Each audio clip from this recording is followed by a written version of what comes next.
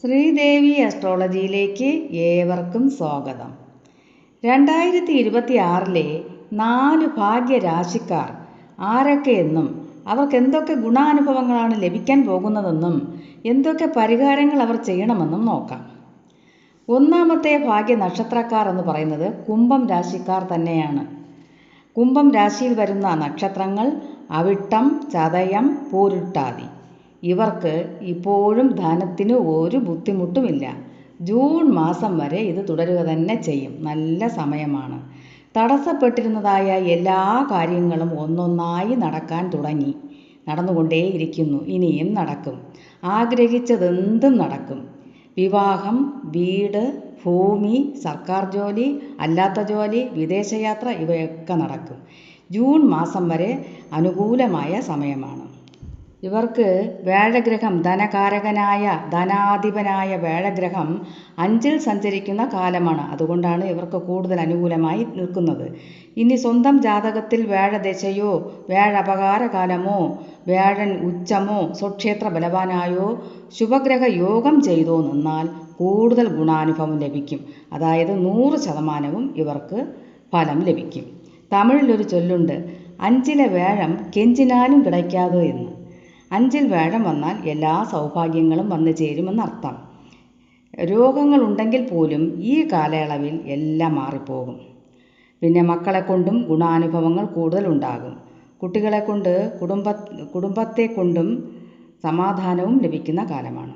ഇനി നേരത്തെ ഇവർ വിവാഹബന്ധത്തിൽ നിന്ന് വേർപെട്ട് നിൽക്കുന്നവരാണെങ്കിൽ ഇവർ ഒന്നാകും. വിവാഹപ്രായമായവർക്ക് ഉത്തമ വിവാഹം നടക്കും. പ്രണയബന്ധത്തിലുള്ളവർക്ക് പ്രണയ സാഫല്യം ഉണ്ടാകും. ഏതു വിധത്തിൽ ചിന്തിച്ചാലും ഉത്തമം തന്നെ. കുടുംബത്തിൽ നിന്ന് സ്വത്തുക്കൾ പാകം വെച്ച് ലഭിക്കാനുണ്ടെങ്കിൽ അത് ലഭിക്കും. ഈ ജൂണിന് മുമ്പ് ലഭിക്കാൻ യോഗമുണ്ട്.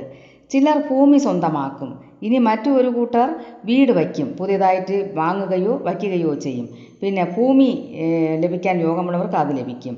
വിവാഹം നടക്കാത്തവർക്ക് ഉത്തമ വിവാഹം നടക്കും. പ്രണയ സാഫല്യവും ഉണ്ടാകും. പിന്നെ ഉത്തമ സന്താന ലബ്ധിക്കും ഫലമുണ്ട്. കുടുംബത്തിൽ സുഖാനുഭവങ്ങൾ ഉണ്ടാകും. മക്കളെ കൊണ്ടും കുടുംബത്തിനെ കൊണ്ടും സുഖാനുഭവങ്ങൾ കൂടുതലായി ഉണ്ടാകുന്ന ഒരു കാലമാണ്. രണ്ടാമത്തെ ഭാഗ്യരാശി എന്ന് പറയുന്നത് തുലാം രാശിയാണ്. ഇവർക്ക് 9-ൽ അതായത് ഭാഗ്യസ്ഥാനത്താണ് വ്യാഴഗ്രഹം സ്ഥിതി ചെയ്യുന്നത്. ഭാഗ്യാധിപനും ധനാധിപനുമായ വ്യാഴഗ്രഹം ഭാഗ്യസ്ഥാനത്ത് സ്ഥിതി ചെയ്താൽ എല്ലാവിധത്തിലും ഭാഗ്യമുണ്ടാകും. വ്യാഴൻ്റെ ദേവൻ മഹാവിഷ്ണുവാണ്. മഹാവിഷ്ണുവിനെ പ്രീതി വരുത്തിയാൽ, അതായത് ശ്രീകൃഷ്ണ ഭഗവാനെയോ ഗുരുവായൂരപ്പനെയോ പ്രാർത്ഥിക്കുന്നതും ക്ഷേത്ര ദർശനം നടത്തുന്നതും കൂടുതൽ ഭാഗ്യാനുഭവങ്ങൾ ഉണ്ടാകും. ജൂണിന് മുമ്പ് എല്ലാ ആഗ്രഹങ്ങളും നടക്കും. സർക്കാർ ജോലി പ്രതീക്ഷിക്കുന്നവർക്ക്, PSC ടെസ്റ്റുകളൊക്കെ എഴുതുന്നവർക്ക് ഉയർന്ന റാങ്ക് ലഭിക്കുകയും ഭാഗ്യം കൊണ്ട് ഇവർക്ക് ജോലി ലഭിക്കുകയും ചെയ്യും. ഇവർക്ക് ഇപ്പോഴും ബുദ്ധിമുട്ടുകളൊന്നുമില്ല. ഇവർക്കിപ്പോഴും പണവരവുണ്ട്, മനസ്സമാധാനമുണ്ട്, അസുഖങ്ങൾക്കൊക്കെ ശമനമുണ്ട്, കുട്ടികളെ കൊണ്ട് സമാധാനമുണ്ട്, കുടുംബത്തിൽ സമാധാനമുണ്ട്, എല്ലാ ഭാഗ്യങ്ങളും ഇപ്പോൾ ഉണ്ട്. എന്നാലും കൂടുതൽ ഗുണാനുഭവങ്ങൾ ലഭിക്കാനായി ശ്രീകൃഷ്ണ ഭഗവാനെയും പ്രാർത്ഥിക്കുന്നത് വളരെ ഉത്തമമാണ്. ഇവർക്ക് വിവാഹപ്രായമായവർ നല്ല വിവാഹം നടക്കും. ഇവർക്കിപ്പോൾ വിവാഹ സമയമാണ്. ഉത്തമ പുരുഷനെ ഭർത്താവായി ലഭിക്കും. പുരുഷനാണെങ്കിൽ ഉത്തമയായ സ്ത്രീയെയും സ്വഭാവ ഗുണമുള്ളതും സുന്ദരിയുമായ സ്ത്രീയെ ഭാര്യയായി ലഭിക്കുകയും ചെയ്യും. പ്രണയ സാഫല്യവും ഉണ്ടാകും. ഇവർ ഇനി പ്രണയിച്ച് വിവാഹം കഴിക്കാൻ ഇരിക്കുന്നവരാണെങ്കിൽ അതും നടക്കും. പുരുഷന്മാർക്ക് സ്വഭാവ ഗുണമുള്ളതും സുന്ദരിമാരുമായ സ്ത്രീകളെ തന്നെ ലഭിക്കുകയും ചെയ്യും. പിന്നെ വിദ്യാസമ്പന്നരായിരിക്കും ഇവർ. ഇവർക്ക് കൂടുതൽ പേർക്കും സർക്കാർ ജോലി ഉണ്ടായിരിക്കും. വിദേശത്ത് പോകാനും യോഗമുള്ള സമയമാണ്. ജൂണിന് മുമ്പായി വിദേശത്ത് പോകാൻ കൊള്ളാം. ഇവരിൽ 60% പേരും ബിസിനസ് മേഖലയിലാണ് ശ്രദ്ധ ചെലുത്താറുള്ളത്. ഇവർക്ക് ബിസിനസ് വളരെയധികം ശോഭിക്കും. തുലാം രാശിക്കാരായിരിക്കും കൂടുതലും ബിസിനസ്സിൽ ഉയരുന്നതായി കണ്ടുവരാറുള്ളത്. അതായത് വലിയ മാളുകൾ, വലിയ ഹോട്ടലുകൾ, പിന്നെ വലിയ ബിസിനസ് സംരംഭങ്ങൾ, ധാരാളം സ്ഥാപനങ്ങൾ, ഇതൊക്കെ ഇവർക്ക് പറഞ്ഞിട്ടുള്ളതാണ്. തുലാം രാശിക്കാർക്ക് ഇനിയും ബിസിനസ് പുതിയതായി തുടങ്ങാൻ ആഗ്രഹമുള്ളവർക്ക് വലിയ ഉയർച്ച ഉണ്ടാകും. ജൂൺ മാസം വരെ പുതിയതായി തുടങ്ങാനും നല്ല സമയമാണ്. ബിസിനസ്സിൽ നിന്ന് ധാരാളം പണം വന്നു ചേരും, വലിയ ഉയർച്ചയും ഉണ്ടാകും. ഇവർക്ക് ശ്രീകൃഷ്ണ ഭഗവാനെ പ്രാർത്ഥിക്കുന്നത് കൂടുതൽ ധനം ഉണ്ടാകാൻ സഹായിക്കും. പിന്നെ ക്ഷേത്ര ദർശനമൊക്കെ ധാരാളം നടത്തും. ഈ സമയത്ത് എല്ലാ ക്ഷേത്രങ്ങളിലും പോകാനുള്ള ഭാഗ്യവും സിദ്ധിക്കും. മഹാവിഷ്ണുവിനെയും ശിവനെയും ഒക്കെ പ്രാർത്ഥിക്കാൻ ഇവർക്ക് യോഗമുണ്ട്. അതും ഒരു യോഗമാണ്. ഭാഗ്യമുള്ളവർക്ക് മാത്രമേ മഹാക്ഷേത്രങ്ങളിലൊക്കെ പോയി ദർശനം നടത്താൻ സാധിക്കുകയുള്ളൂ. അല്ലാതെ പോവാം എന്ന് വിചാരിച്ചുകൊണ്ടിരിക്കുന്നതല്ലാതെ പോകാൻ സാധിക്കില്ല. അതിനും സമയം വേണം. എല്ലാത്തിനും നല്ല സമയം വന്നാലേ എല്ലാ കാര്യങ്ങളും നടക്കുകയുള്ളൂ.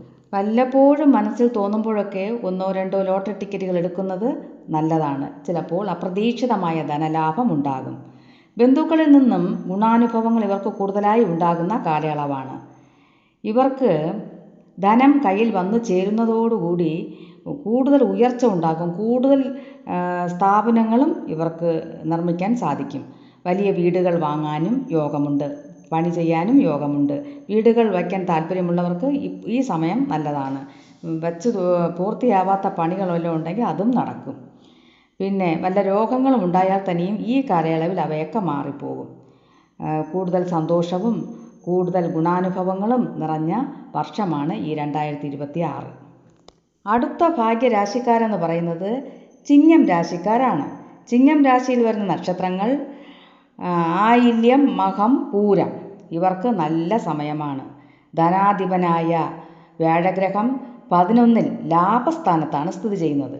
എല്ലാ തരത്തിലും ലാഭമുണ്ടാകും. ബിസിനസ് തുടങ്ങിയാൽ അതിൽ വലിയ ലാഭമുണ്ടാകും. പിന്നെ ഗവൺമെൻറ് ജോലിയാണെങ്കിൽ കിട്ടുന്ന പൈസയൊക്കെ മിച്ചം വരും. കൂടുതൽ പൈസകളൊക്കെ കിട്ടും. പിന്നെ പല വഴിയിലൂടെയും അപ്രതീക്ഷിതമായ ധനം വന്നു ചേരുകയും ചെയ്യും.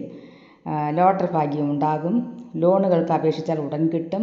വീട് വയ്ക്കാൻ നല്ല സമയം. ഭൂമി വാങ്ങാൻ നല്ല സമയം. പിന്നെ വിവാഹപ്രായമായവർക്ക് വിവാഹം നടക്കും.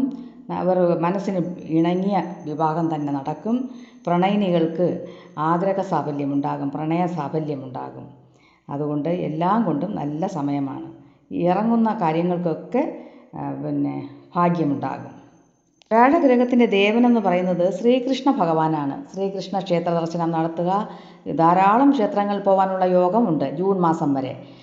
അത് കഴിഞ്ഞാൽ കുറച്ച് കുറയും.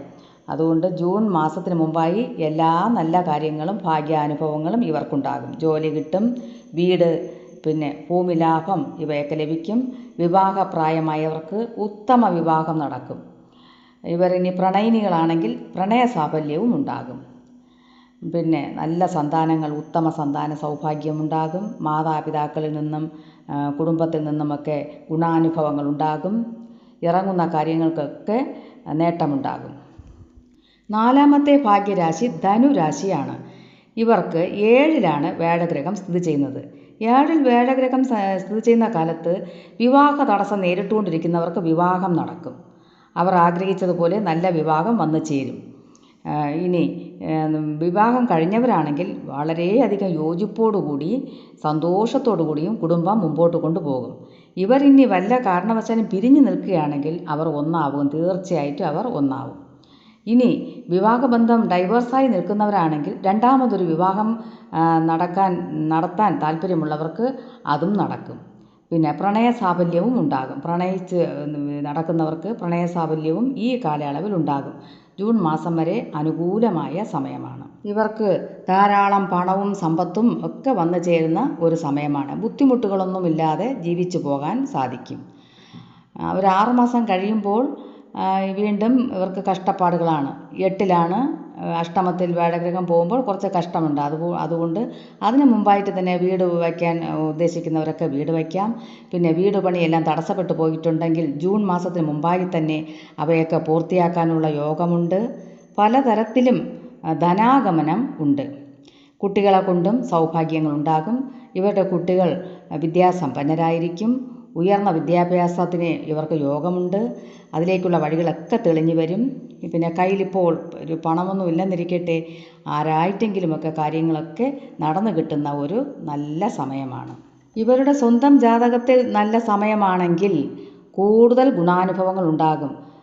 പിന്നെ ശുഭഗ്രഹങ്ങളുടെ ദശയോ അപകാരകാലങ്ങളോ നടക്കുന്ന സമയമാണെങ്കിൽ, പിന്നെ ശുഭഗ്രഹ യോഗം ചെയ്ത് ഗ്രഹങ്ങൾ നിന്നാലോ ഇവർക്ക് കൂടുതൽ ഗുണാനുഭവങ്ങൾ ഉണ്ടാകും. ഇവർക്ക് കുട്ടികളെ കൊണ്ടും ഭാഗ്യാനുഭവങ്ങൾക്ക് യോഗമുണ്ട്. ഇത്തരം അറിവുകൾ നിങ്ങൾക്ക് ലഭിക്കാനായി എല്ലാവരും സബ്സ്ക്രൈബ് ചെയ്യണം, ലൈക്ക് ചെയ്യണം, കമൻറ്റും ചെയ്യണം. എല്ലാവർക്കും എല്ലാ സൗഭാഗ്യങ്ങളും വ്യാഴഭഗവാൻ ശ്രീകൃഷ്ണ ഭഗവാന്റെ അനുഗ്രഹത്താൽ ലഭിക്കട്ടെ എന്ന് ഞാനും പ്രാർത്ഥിക്കുന്നു.